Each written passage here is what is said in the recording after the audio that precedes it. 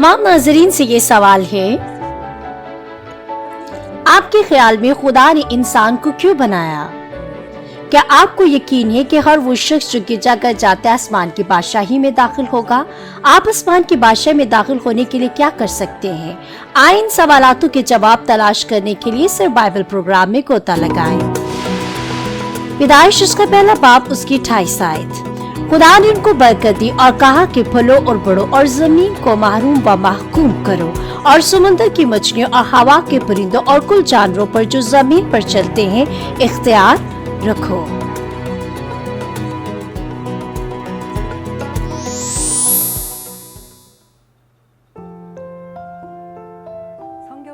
Bible में यीशु ने खुदा की मर्जी और मंसूबों की वजाहत के लिए मुख्तलिफ तमसीलों का इस्तेमाल किया। मत्ती 3 बाब उसकी 13 हमें बताती है, उसने उनसे बहुत सी बातें तमसीलों में कही कि देखो एक बोने वाला बीज बोने निकला। यीशु ने दुनियावी तमसीलों के जरिए लोगों को तालीम दी क्योंकि वो रूहानी दायरे को समझने से कासिर थे। यीशु की बहुत सी तमसीलें खेती से मुतल्लक है, जैसे बोने वाले बीज की, सरसों का बीज, गंदुम और तरस और अंगूर। जिस तरह किसान जमीन साफ करता, बीज बोता और फसल को बरकरार रखता है और फल काटता है, खुदा जमीन पर इंसानों की आभारी भी करता है। जब कटाई करीब आएगी तो गंदुम आसमान पर जमा होगी। यूहन्ना की इंजील उसका पहला बाप उसकी पहली आयत हमें बताती है, इब्तिदा में कलाम था और कलाम खुदा के साथ था और कलाम खुदा था। इसका मतलब ये कि वक्त के आगाज से पहले खुदा कायनात में तन्हा था। वक्त गुजरने के साथ साथ खुदा ने लोगों को चाहा। वो सच्ची मोहब्बत बांटना चाहता था क्योंकि अलूहियत और इंसानियत दोनों का मालिक खुदा इस सब को अपने पास रखने के बजाय बांटना चाहता था। इसी ख्वाहिश को दिल में रखते हुए खुदा ने इंसान की खेती का मंसूबा बनाया। खुदा ने सबसे पहले खुदाई तौर पर कायनात को तसलीस खुदा के तौर पर मौजूद होने से पहले तकसीम किया। खुदा बाप, खुदा बेटे, खुदा रूह कुदस, हर एक ने अहम किरदार अदा किया। खुदा बाप इंसानी काश के तौर पर, यीशु बेटा बतौर नजात दहिंदा और रूह कुदस मुकम्मल नजात हासिल करने के लिए मददगार के तौर पर। सबसे ज्यादा मुनासिब वक्त पर खुदा ने इंसानों को बनाने से पहले आसमानों और जमीन को पैदा किया। पहले इंसान आदम के गुनाह से खुदा ने तारीकी की निगरानी करते हुए इंसानियत के सफर की रहनुमाई जारी रखी और जिंदगी और मौत के साथ साथ खुशकिस्मती और बदकिस्मती पर भी हुकूमत करता है। ये हकीकी फर्जंदों को हासिल करने के लिए था जो समझ सकते हैं। खुदा अपनी सारे दिल से उनसे प्यार करता है। तसव्वुर करें, एक 4 अफराद का खानदान है। बड़ा बच्चा हमेशा तायद करता है और कभी भी जाती राय या जज्बात का इजहार नहीं करता। सबसे छोटा बच्चा बाज़ वक़ात वालिदैन को तकलीफ देता है लेकिन तौबा करता है, लिपटे रहता है और मोहब्बत को जाहिर भी करता है। वालिदैन किसकी मोहब्बत को ज्यादा महसूस करेंगे? क्या होगा अगर किसी खानदान में एक रोबोट हो जो खाना पकाने और सफाई करने जैसे काम करता है? क्या रोबोट हकीकी बच्चों से ज्यादा प्यारा होगा? रोबोट अपने अजीम फायदे के बावजूद बच्चों की जगह नहीं ले सकते। आसमान में बहुत से फर्माबरदार फरिश्ते और आसमानी मेजबान हैं, लेकिन खुदा ने फर्जंदों को चाहा जो अतायत करें, खुशी, जज्बात और आज़ाद मर्जी से। यही वजह है कि खुदा ने बनी नौ इंसान को आज़ाद मर्जी के साथ पैदा किया और कलाम सौंपा। खुदा सच्चे फर्जंदों के बेदार होने का इंतजार करता है। काश्तकारी में बीज बोना और फल देने के लिए किसान की मेहनत शामिल है। खुदा ने पहला बीज बोया आदम और हवा। इंसानी काश की मेहनत से हकीकी फर्जंदों को हासिल करने के लिए कि मट्टी से पैदा होने वाला इंसान खुदा का सच्चा फर्जंद बन सकता है।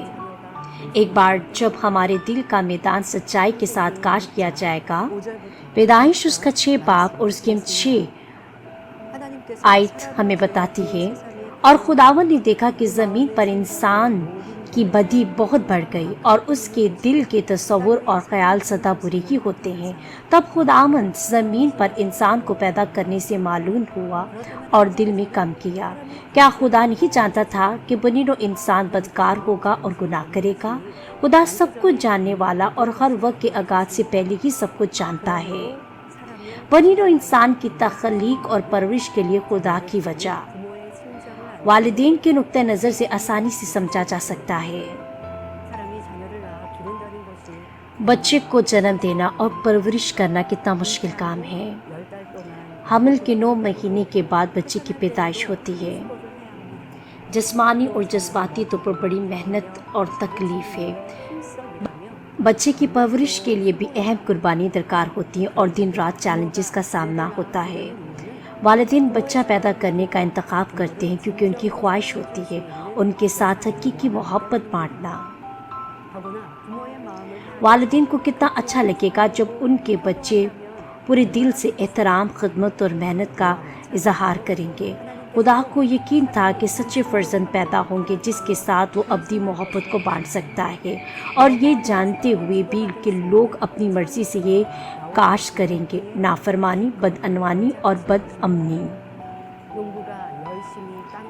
کسان زمین جوتے، بیج بونے کے لیے سخت محنت کرتے ہیں کیونکہ انہیں یقین ہے کہ فصل کی کٹائی کے دوران بہت زیادہ پیداوار کاٹی جائے گی. تاہم کٹائی کے وقت اناج کے ساتھ بھوسا بھی ہوتا ہے. کسان گندم کو گودام میں جمع کرتے ہیں لیکن بھوسے کو آگ میں جلا دیتے ہیں. اسی طرح خدا انسانی کاشت کے اختتام پر گندم سے بھوسے کو الگ کرے گا. متی اس کا 3 باب اس کی 12 ہمیں بتاتی ہے: اس کا چھاچ اس کے ہاتھ میں ہے اور وہ اپنے خلیان کو خوب صاف کرے گا اور اپنے گہوں کو تو خطے میں جمع کرے گا مگر بھوسے کو اس آگ میں جلائے گا جو بجھنے کی نہیں. قیامت کے دن خدا گندم جیسے ایمانداروں کو آسمان کی بادشاہی میں جمع کرے گا لیکن بھوسے جیسے لوگوں کو جہنم کی نہ بجھنے والی آگ میں ڈالے گا. گندم سے مراد وہ لوگ جو یسوع مسیح کو قبول کرتے ہیں، سچائی میں جیتے ہیں، خدا سے محبت کرتے ہیں. وہ نور کے فرزند ہیں جنہوں نے خدا کی کھوئی ہوئی شبیہ کو دوبارہ حاصل کیا ہے اور کلام پر عمل کرتے ہیں. بھوسے سے مراد وہ لوگ ہیں جو یسوع مسیح کو قبول نہیں کرتے یا خالی وعدوں کے ساتھ اپنے ایمان کا دعویٰ کرتے ہیں، کلام کے بجائے دنیاوی اور گناہ کی خواہشاتوں کے ساتھ زندگی گزارتے ہیں. محبت کا خدا بھوسے کو جہنم کی نہ بجھنے والی آگ میں کیوں پھینکے گا؟ پہلا تیموتھیوس اس کا 2 باب اس کی 4 آیت ہمیں بتاتی ہے: وہ چاہتا ہے کہ سب آدمی نجات پائیں اور سچائی کی پہچان تک پہنچیں. اور نجات کی راہ پر ہماری رہنمائی کے لیے اپنی محبت کو بہت سے طریقوں سے ظاہر کرتا ہے. تاہم ایسے لوگ ہیں جو مسلسل خدا کی مرضی کے خلاف کام کرتے ہیں اور اپنی مرضی سے قوانین کی خلاف ورزی کرتے ہیں. جیسے کہ وائس 3 باب 18 میں لکھا ہے: وہ خدا کے سامنے صرف حیوان ہیں اور بھوسے سے تعلق رکھتے ہیں جنہوں نے بطور انسان اپنی قدر کھو دی ہے. ہم کتنی بار دیکھتے ہیں کہ لوگ انتہائی برے کام کرتے ہیں اور وہ جانوروں سے بھی بدتر ہیں، لیکن انسانوں میں ایک ابدی روح ہے اور جان جو بغیر روح کے جانوروں کے برعکس مکمل طور پر بجھ نہیں سکتی، نہ ہی وہ گندم جیسے ایمانداروں کے ساتھ آسمان کی بادشاہی میں داخل ہو سکتے ہیں. یہی وجہ ہے کہ خدا کے پاس جہنم کو آسمان کی بادشاہی سے الگ کرنے کے سوائے کوئی راستہ نہ تھا.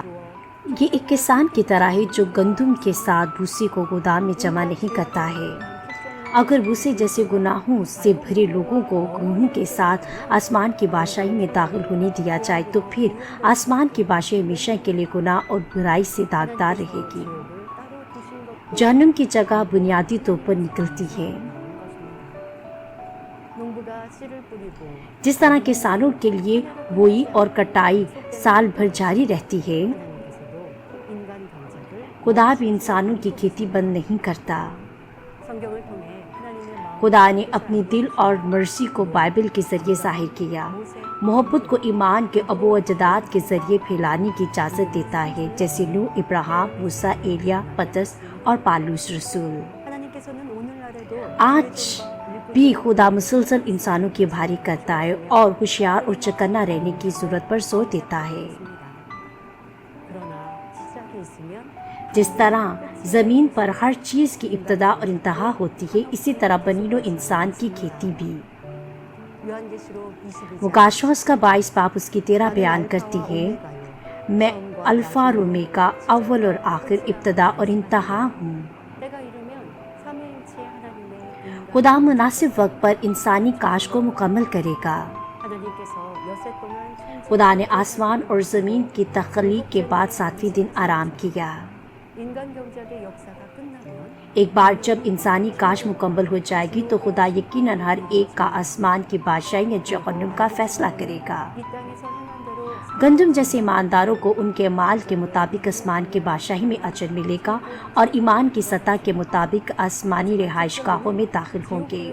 भूसे जैसे लोग हमेशा के लिए जहन्नुम में मुब्तला रहेंगे। 사랑하는 성도님들이 हमारे तमाम नाजरीन के लिए मैं उम्मीद करती हूँ कि आपको खुदा की तरफ से इंसानी खेती के बारे में इल्म हो गया है 알곡 और गंदम जैसे ईमानदारों के तौर पर सामने आए जो खूबसूरत आसमान की बादशाह में अपनी ज़िंदगी के लायक है। मैं आपके लिए दुआ करती हूँ, आसमानी बाप तूने हमें जहन्नुम में भीगने के लिए नहीं बनाया बल्कि पैदा किया है और अब भी हमारी खेती करता है ताकि हम रह सकें आसमान की बादशाह की खुशी में। बाप आपकी अजीम मोहब्बत को दिल की गहराइयों से महसूस करने में हमारी मदद करें और हम नूर के फर्जंदों के तौर पर सामने आएँ। हम अजमत, नेकी और सच्चाई के साथ बदल जाएं। हमें खुदावंद के सच्चे फर्जंद बनने की रहनुमाई कर।